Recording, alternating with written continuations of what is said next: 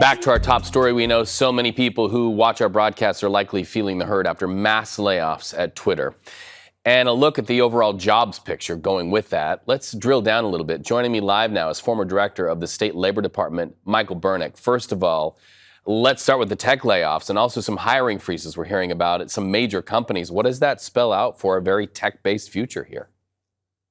Well, even in good times, Reed, this is a highly volatile industry, tech, and we've had layoffs. Now, the layoffs that we've seen just in the past couple weeks, not only at Twitter, but also at Stripe and Lyft, the slowdowns at Meta and Google do portend, I think, a greater slowdown in the industry. But I think the important thing this morning is if you look at the national numbers and the California numbers we'll have in a couple of weeks, the economy does remain strong.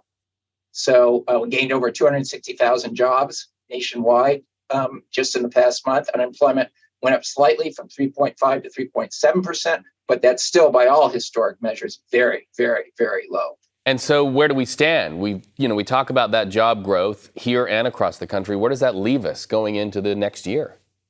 Well, I think we're certainly not going to see a dramatic drop in employment. I think we are seeing a slowdown in terms of the great pace of job growth.